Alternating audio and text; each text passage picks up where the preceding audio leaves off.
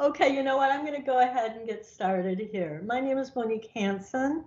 I am a professional fundraiser. I've been a fundraiser for about 35 years, getting closer to 40.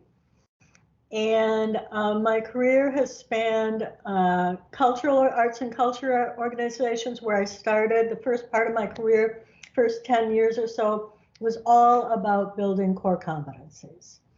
The second part of my career, I went to national organizations. I led the Alzheimer's Association fundraising and collaborative fundraising with local offices. I was with the national office.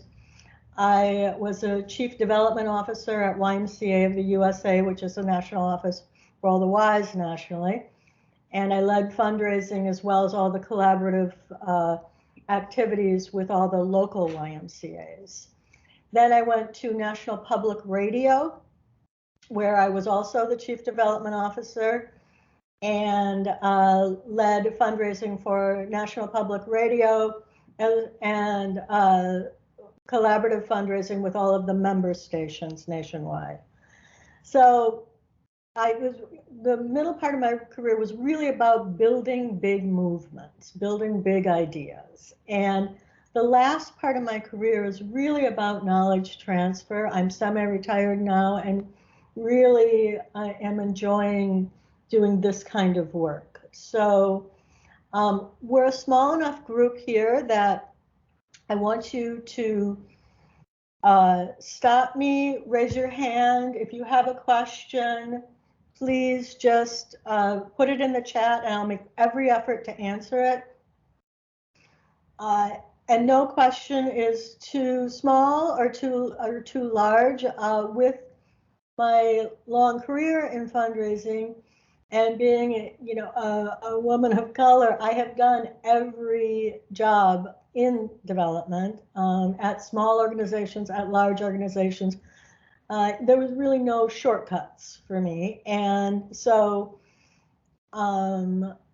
it's I really worked hard to build those core competencies and worked in small organizations so I can really get a sense of what your journey is as well. So please ask questions. So today we are talking about fundraising fundamentals, and today our agenda will be the fundraising process, funding sources, and the funding sources are individuals, major gifts, foundations, and corporations, and funding vehicles. How does it actually work? So the annual fund, which is really the engine of fundraising for an organization, special projects and programs, which are often corporations and foundations, and big campaigns, the capital campaigns, endowment campaigns, the campaigns where you're doing one-time investments like building buildings. We are not talking about government funding today. There will be numerous sessions on government funding going forward. The Women's Business Development Corporation is doing some great webinars, and there's a full schedule on the City of Chicago BACP website for you to look at. So directionally, does the agenda feel right to everyone? Am I missing anything here? Is there something you'd like me to cover that's not covered here? Please put it in the chat and I'll try and make every effort to cover it. So, okay. So am I getting a generally speaking, yes, this is the direction? Okay, that's what I'm assuming. Not hearing. Okay. So we're going to start with the fundraising process. Fundraising boils down to 4 major activities. And this is true for big campaigns, for big organizations, from someone selling candy for their sports team, or those great big university campaigns. They all boil down to 4 major activities. And it's identification. So where are my donors? Who are my donors? Who are my prospects? Cultivation, getting to know them, getting to understand what motivates a person to give, or an organization or a foundation, what motivates them to give, and how do you deepen your connection to that person and the organization and the mission. Solicitation, now this is the part that gets a lot of play. This is the ask, and there's a lot of anxiety about this, but I will tell you, if you've done the identification well, if you've done the cultivation well, the ask will come naturally. It will feel organic. And the last piece of this is stewardship. Stewardship is not just the right thing to do, and it is the right thing to do. It's the smart thing to do. Stewardship is really honoring your donor, honoring their commitments, taking care of their philanthropy and their investment in your organization. And if you do that well, they will renew their gift. And it will cost you 7 times more in time and effort to acquire a new gift than to renew an existing donor. So taking care of your donors and their investment is the smart thing to do and the right thing to do. So I'm going to stop there. Any questions? Any questions at all? Okay, and we've had Gwen join us, and I think Jackie has joined us. So hello. Okay, so the next piece of this is funding sources. So our funding sources are, generally speaking, individual giving, individual sustaining gifts, and that feed the annual fund, individual major and planned gifts, and these are your top level donors that have the capacity and the propensity to make those gifts that can transform your organization or help or serve as a catalyst. I get a lot of questions about what is a major gift. A major gift doesn't have a set threshold. A small organization's major gift is going to be a different amount than, say, Stanford or University of Chicago's major gift amount. It's elastic, and it depends on the size of your organization, the size of your donor pool, and your average gift. Generally speaking, it's going to be the top 10% of your donor group. The next group is foundations, and these are both private foundations and family foundations. Family foundations can function very much like a major gift individual. And then corporations. Corporations boil down to 3 major groups. It's the corporate foundation that is a separate entity from the corporation and has a separate 990, a corporate giving program, which is within the corporation, and a marketing and sponsorship giving vehicle, which is generally in the marketing or external relations department. Any questions there? What if an organization funder is an individual who cultivated those donors but is now retired? Let me see if I can see more. How do I approach those individuals? Oh, so the organization, was it a former staff person, Nellie? Or maybe, Nellie, if you could turn your mic on. So, oh, maybe you can't. Can you hear me? Oh, yeah. Hey. Okay. So our former executive director was the founder. Sorry, I meant to say founder, not funder. Oh, okay. Founder of the organization was who, started it all, cultivated those relationships, make those connections, did a great job at it, but has been retired for a little bit over than 4 or 5 months. how do I keep those relationships with those funders, that individual donors, I should say, that she brought onto the organization? It's been really difficult for me to sort of approach them. I don't know with what how to approach them further, or do I continue to cultivate those, or do I move on and start over with new individual donors? No, she needs to do something called a relationship transfer. So if she's willing, you need to sit down with her, go through the list, and she needs to either do an introduction of you to request a meeting on your behalf, um, or actually go with you to your first meeting. So the relationship is handed off smoothly. If that's not possible, um, do you another board member going with you and doing the introductory email to get a meeting is also effective. Great. I think we've started to do that same thing. It's just been difficult. I mean, they're all her friends, you know, so Of course. It's been difficult to sort of like have them, you know, trust us with the process of the ongoing of the organization. But we have definitely have talked to her, so we're in that process. But I wasn't sure if that was the best way to do it. So, but thank you for filling. Yeah, and the truth is also, if she's the founder and she's only been retired for 4 or 5 months, you said, uh, it takes a little time, right? So give it a little time.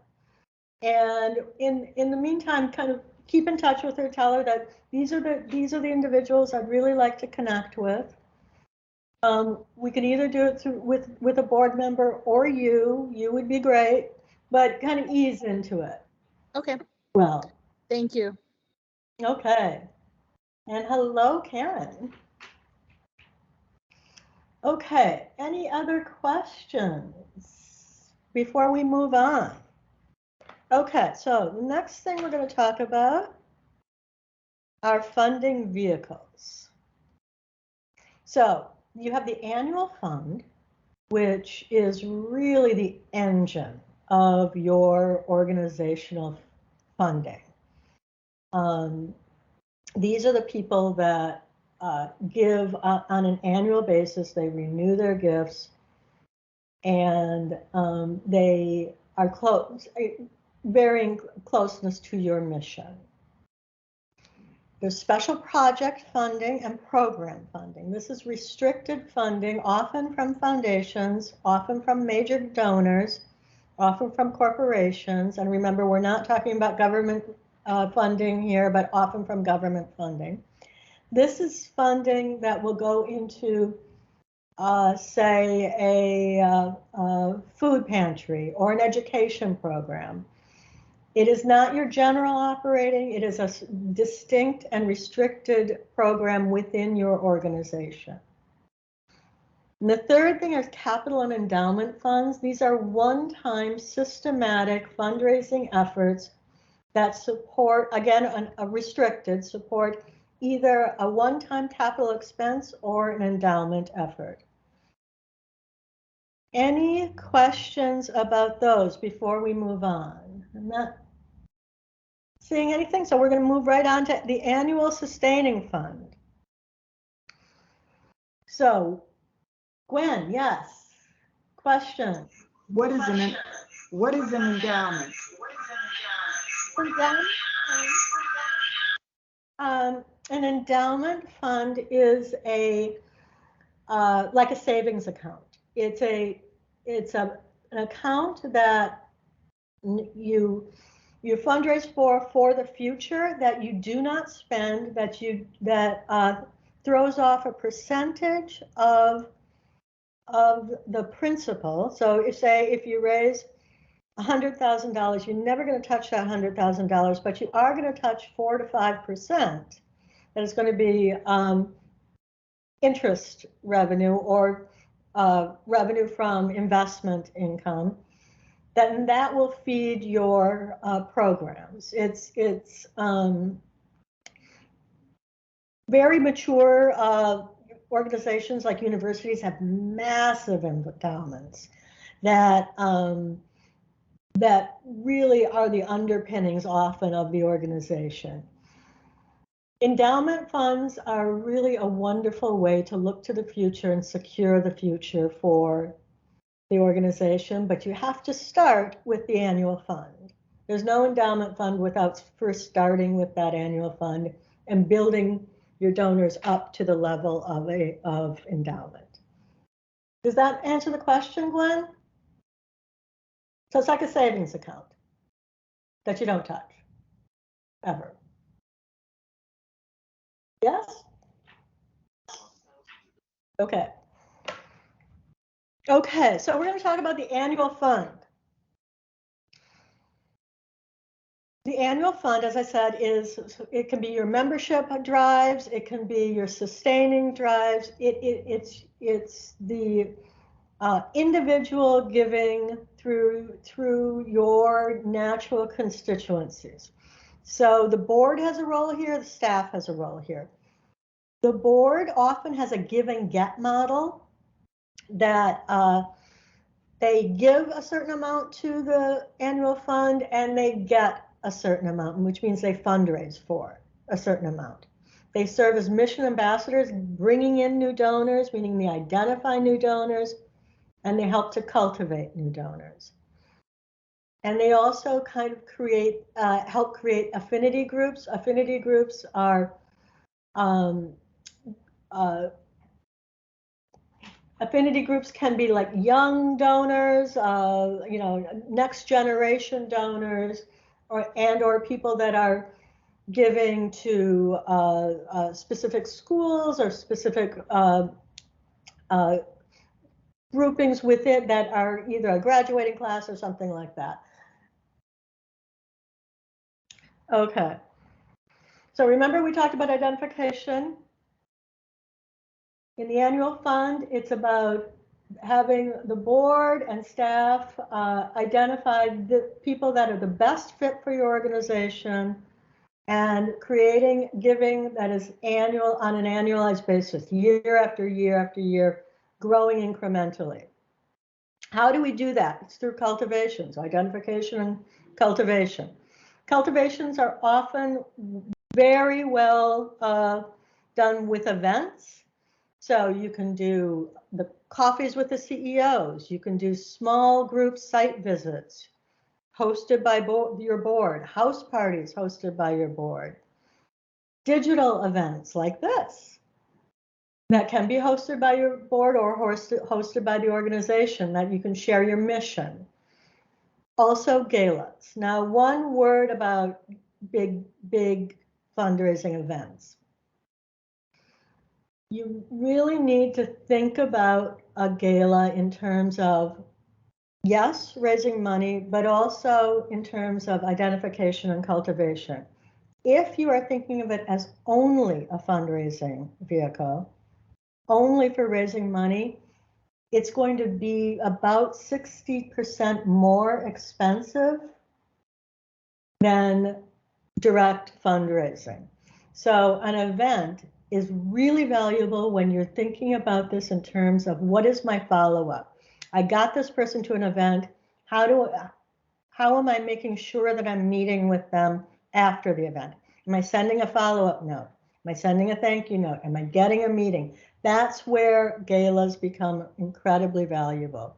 And I spent my career in the arts and culture. A big part of my career was spent in the arts and culture. Very event heavy, very gala heavy.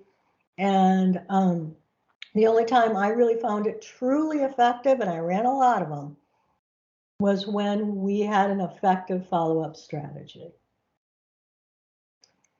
So any questions on identification and cultivation for a sustaining fund? And I'm going to stop right here because I also have one other thing to say. I'm going to be giving you a lot of information here at a very high level very quickly. We will have group discussions in April and May on each one of these topics where we can dig down further, ask questions, and talk about this as a group. but I do, and it'll be in individual and major gifts, annual fund, corporations and foundations, and capital and endowment. So this isn't the only opportunity to get this information and talk about it with the group.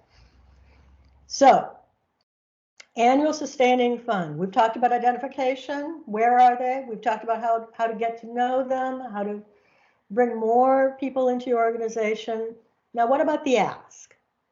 The ask is, again, as I said, that receives probably the most play. It's what causes the most anxiety. It's what I get the most questions about.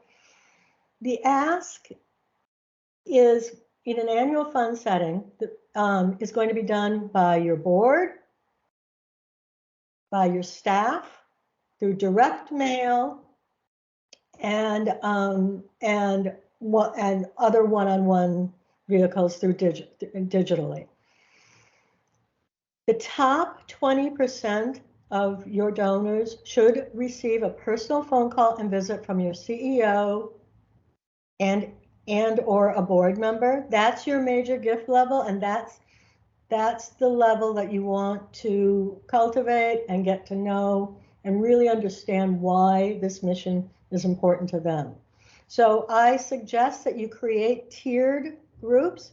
You segment, you go through your big donor list and you segment out, who are my top 20%? Who's the next grouping and the next grouping? So you know how stewardship should go for the rest of the year based on those segments. The CEO, again, the top 20%. The next tier down, the board can function as a stewardship engine, thanking donors, calling donors, making sure that they are close to the organization. This is often really great. If the board member doesn't want to do an ask, they will always do a thank you. So it's a good way to get board members started. Digital campaigns, peer-to-peer promotion and engagement, digital cohorts to support renewals, all of these are incredibly effective and less expensive. And from those digital components, then you lift up, again, resegmenting every year to who has capacity and propensity to give the organization more. Who do I need to talk to? So annual funds are generally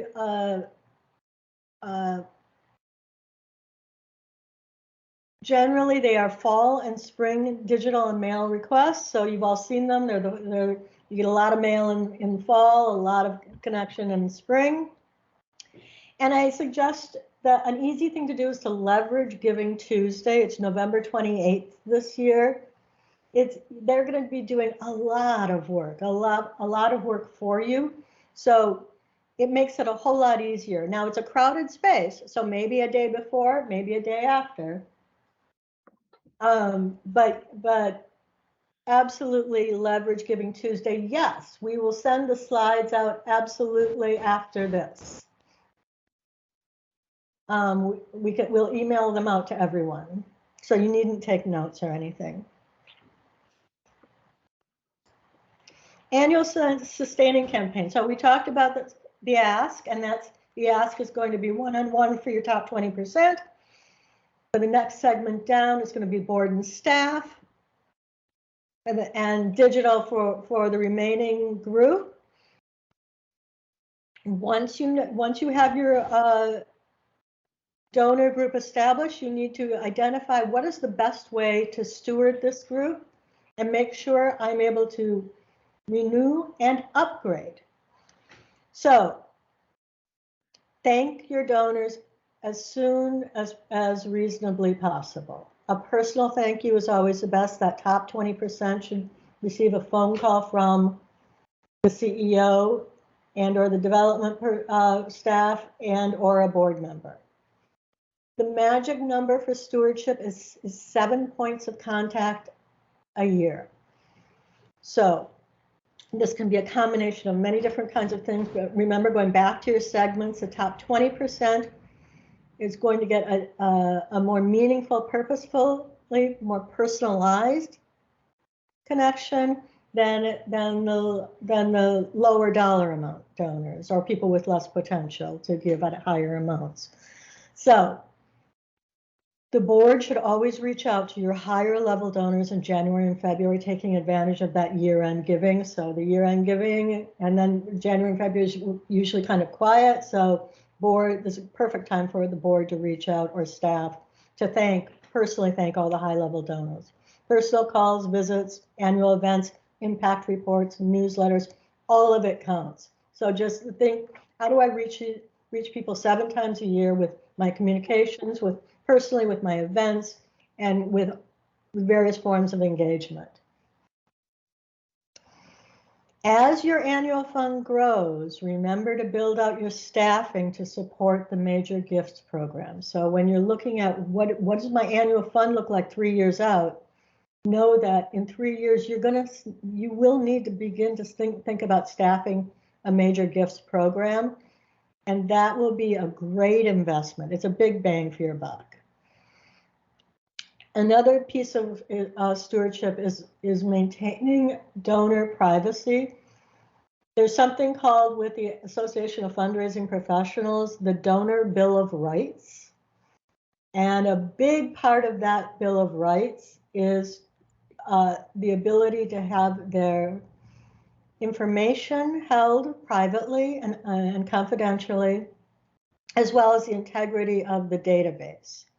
So keeping accurate records is really important, whether it's on Excel, Razor's Edge, whatever it is, just make sure that it's accurate and maintained up to date. Any questions here? That was a lot of information. Want to make sure that, okay. Let's move on to major gifts then.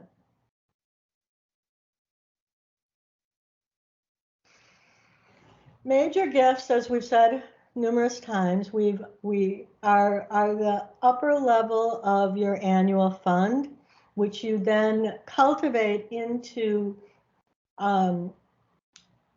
really finding what moves them to give and what is their passion for your mission. So if you think about a case for a major gifts donors, it's sort of a then. So it's your mission, and it's their giving priorities or things that matter to them. The space that overlaps is your major gifts case. So it's finding what will really move that top 20% of your annual base to give a more meaningful gift, perhaps a multi-year gift, and truly invest in your organization's future. So in terms of identification, there are lots of tools and methods to use to find major gifts. So expensive ones are wealth screening devices where you do a data overlay on your database and you lift up people with publicly held assets and public giving, so that the wealth screen will identify for you people with capacity and propensity to give. There's also relational software where you can identify who knows whom. Also, just in kind of these big databases. Now, these things are not inexpensive. So, what to do to start is to take what we did 40 years ago, which was taking lists, sitting down with the board and other affiliated people and saying, do you know them? How can we reach them? What makes sense in their giving? So the board is an incredibly vital part of this process. So lifting the top 20%, if you have wealth screening tools, use them. Otherwise, organizations like Candid are wealth screeners. Forefront here in Chicago can also be helpful, as well as the Association for Fundraising Professionals have tools available. So cultivation. Why do major gift donors give? They give because either they have a personal relationship with someone in the organization, the mission is personal. Sometimes it's just because someone asked. And sometimes it's because they want a legacy for the future. So it's about finding what motivates an individual to give to your mission and why it matters. So creating a compelling and personal case, positioning your donors as part of the solutions. People want to solve problems. So when you're thinking about your organization, you want to think about the need, you want to think about your impact and your unique capacity to carry out your programs, and you want to think about the future. What is your vision? People want to go on that journey with you. For your top 20%, create what is called a moves management plan in the vernacular. And that is a step-by-step plan of how to best cultivate each donor in that top group. That might mean the CEO is going to call. The development person is going to follow up with a note. We're going to get them out to our site. We're going to have lunch. We'll meet the program officers, whatever it is. Really create a plan, and it'll make a tremendous difference. So what about the ask? The major donor, major gift ask is really about the right time, the right person making the ask, the right project that the donor is interested in, the right amount, and all of this is discoverable through your cultivation process. You should be able to really know all these things before you are asking for a major gift. The other thing it's about is leadership. So is your leadership stable? Are they confident in the future? Do they have a vision for the future? All of that matters too. Every person, including the board, needs to be able to tell your organizational story in 3 minutes. And that is what brought you to the organization, and that's a way of talking about need, why it's important. What moves you about the work? That gives you the opportunity to talk about the impact and why it matters. And what program is important to you? How will it change the future? And that's the vision going forward. Practice doing that in 3 minutes, and that is your elevator speech. Focus on building prospect pools, deepening commitments, renewals, and aspirational solicitation. You've done the ask, you've done your stewardship, it's a year later, it's time to renew. The best way to do that is have a great 7-point stewardship system, meaning you're keeping them informed of good news. If you have a challenge and you know them, pick up the phone and talk to them about it. People love to share their wisdom and expertise and experience. And it makes people feel, and they are valued beyond their monetary commitment. Invite them to meet program participants when appropriate, and it's not always appropriate. Ask for expertise and ask them to make how they would like to make an enduring impact. So a family gift, something sort of for the ages. I'm going to stop there before we move on to plan giving. Any questions? Any questions at all on annual fund, major gifts, identification, cultivation, solicitation, stewardship? It's a big chunk of philanthropy. Okay. Hearing no questions, I will move on. Plan giving. Plan giving has many variations on it. It can be very complicated. There are a wide variety of what called plan giving vehicles, from trusts to unit trusts to insurance to charitable remainders to annuities, many, many options and opportunities for giving. What I suggest is starting with the bequest. It is the easiest. It is the most straightforward and the most effective, and that's where really most of the money in plan giving comes from a bequest. So what that means is putting in your program materials that you would like them to share, say, the GAGDC in their will, and give them language. The language is very easy to find, and have a lawyer do a quick review on it. It's usually just a couple sentences. Have it in there, and keep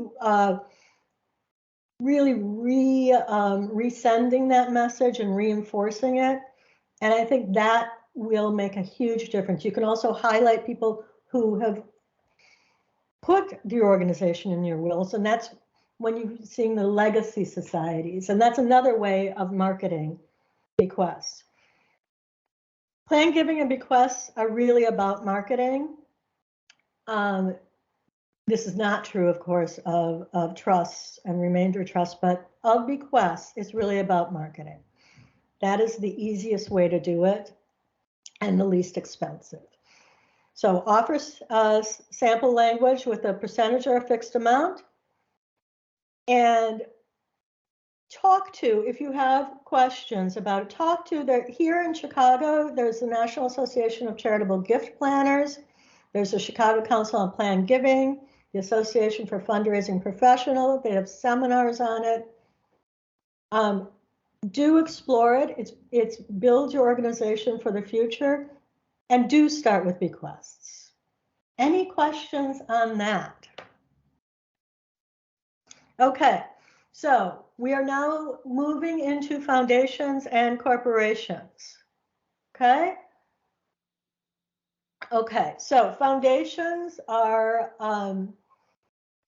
organizations that hold an endowment usually, and are required to give at least 5 to 7% of that principal to community organizations, charitable organizations. So again, we're back to identification, cultivation, solicitation, and stewardship. So where and how do I find foundations to fit my mission? The tools are candid, forefront, and public tax records. Every foundation produces a 990, and you can see what they're giving to in those 990s. You can also very simply go look at organizations like yours, see if the other foundations are supporting them, and go on to their website. How do I reach them? I get this question a lot. You start with a letter of inquiry. Many will say that they are not accepting unsolicited requests. Start out with just that letter indicating what your organization is, what the mission is, that very short, really almost mini case statement to get the meeting. And start building relationships with the program officers, and then you move into the proposal process. That is the ask. So that's, adhere to the deadlines, their templates, their forms, their requests for information.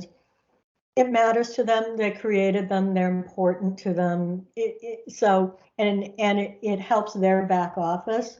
So do take a look at all of that stuff and adhere to it. Standard proposal elements.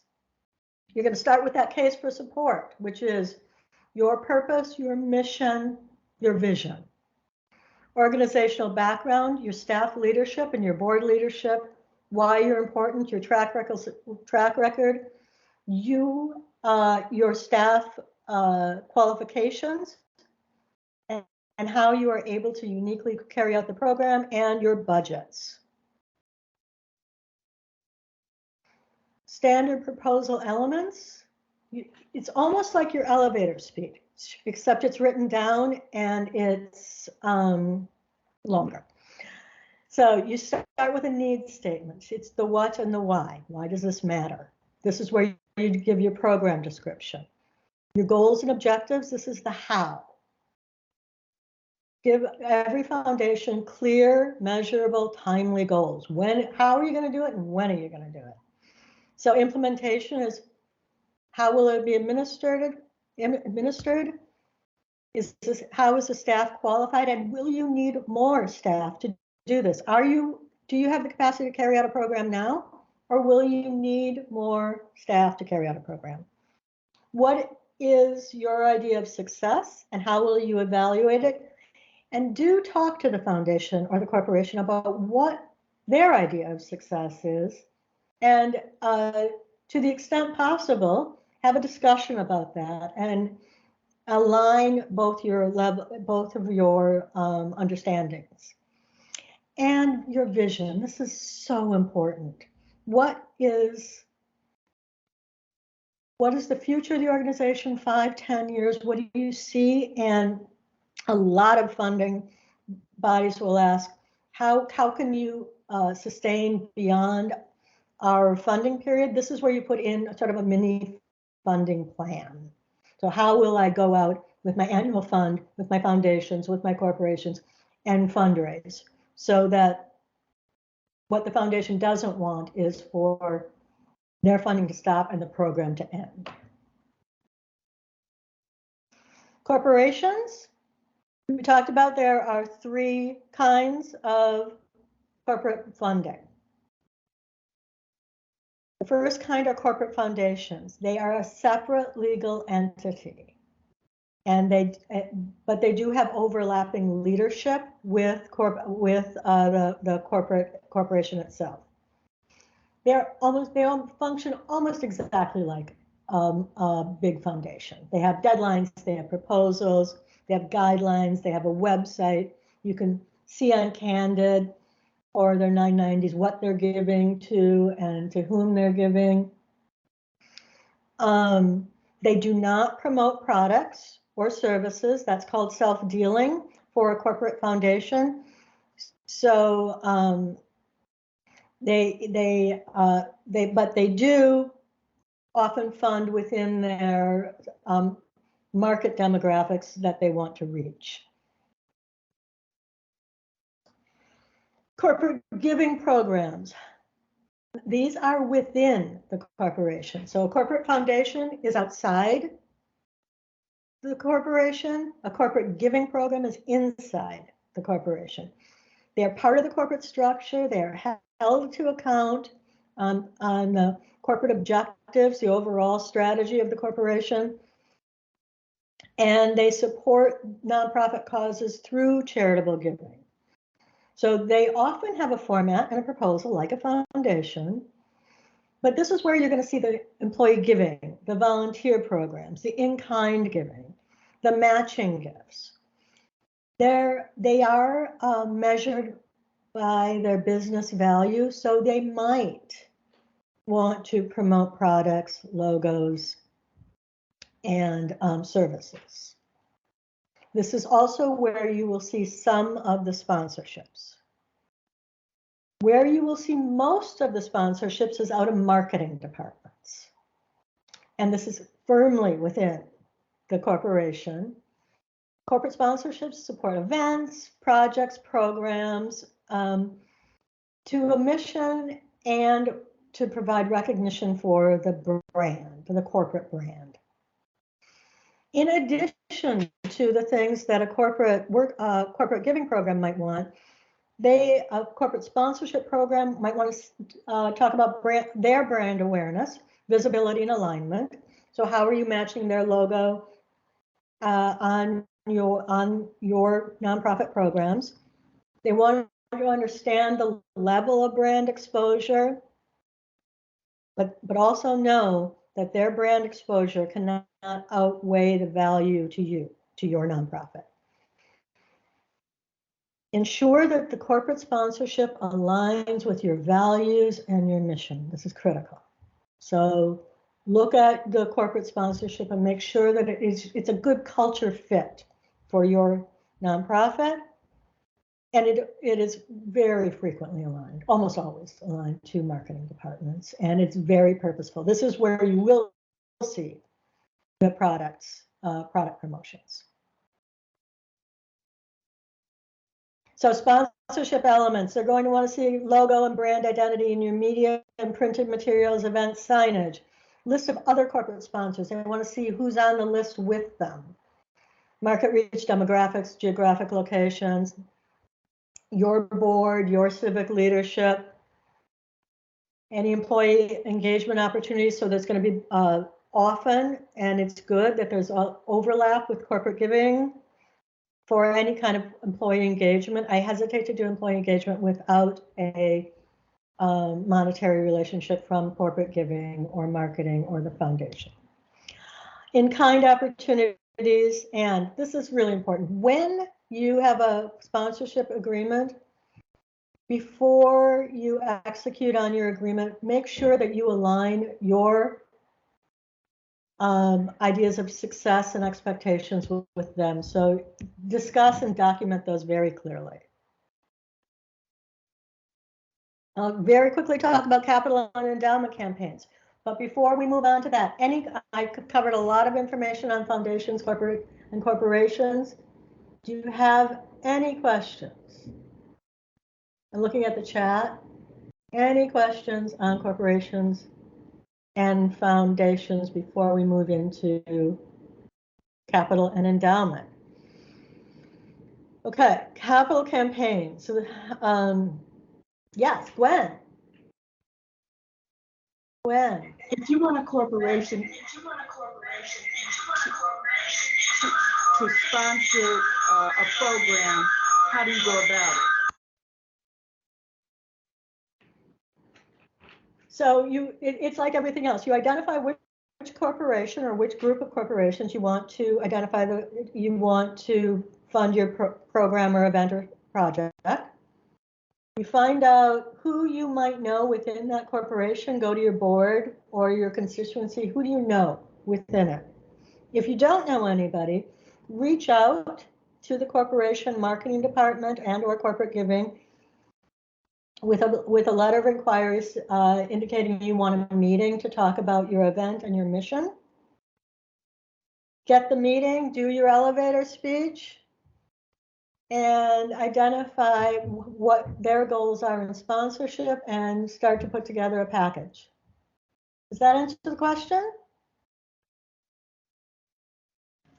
Hey Gwen, Yes. before you answer, can you mute your other device when you speak so it doesn't echo back?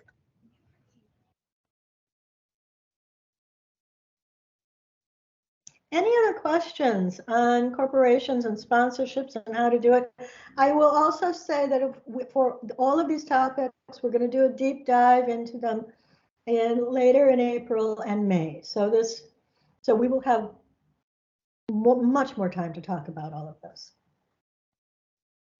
Okay, capital and endowment. So capital campaign is a very formally structured fundraising effort that is to build a building, to buy like a one-time purchase, a capital investment, and it's restricted. So you can't, once you raise money for a capital project, you can't spend that money on anything else.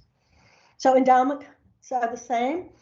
It's a very highly structured fundraising efforts to raise permanently restricted funds. A permanently restricted fund means it's in a savings account and you can't go into it. You can only take the disbursements, take the 5 to 7% in investment earnings or interest. The only way that you can what they call invade your endowment is with board and donor approval. So just don't do it. It's not good. But the board approves distributions, and it may be taken from the endowment earnings, and the principal should never be expended. And you should always be growing your endowment. So if the market is at 7% growth, you should probably only take 4% and feed the remaining 3% back into your endowment fund. Any questions on capital and endowment? We're going to go into them a little bit more here. A capital campaign has 3 phases. Your planning phase, which is going to be your prospect identification and your feasibility. This is going to be your major gifts and your foundations, and sometimes government, but not often. Mostly it's foundations, corporations, and major gifts. You do a feasibility study first to see. It's often done by a consultant. They can go small. The smallest ones are probably 5,000 to 6,000 to really big, which are, great big $250,000 feasibility studies.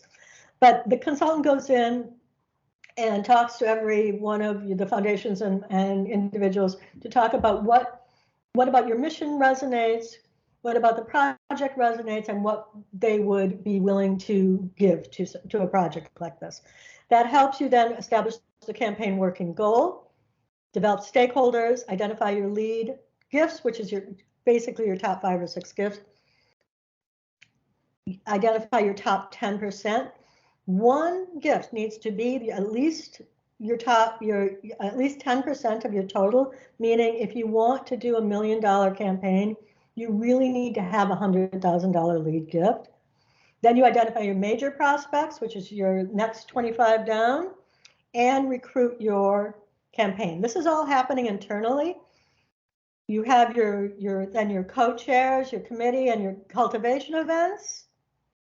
Then your solicitation, you're doing your training, you're securing your top gifts, which is your board, your leadership gifts, and your major gifts, the combined sum of which should be 75% of your total goal.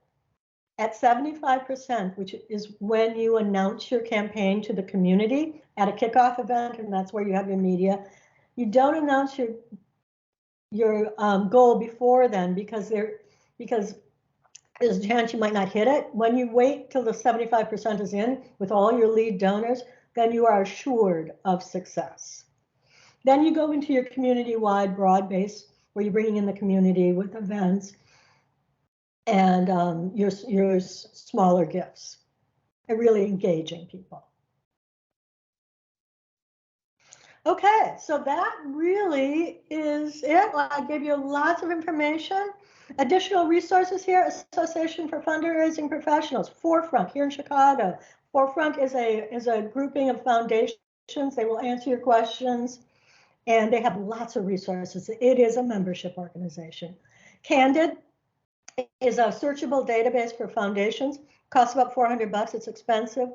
The cheaper alternative is just going directly to tax forms and 990s, or just looking at other like organizations and seeing who's funding them.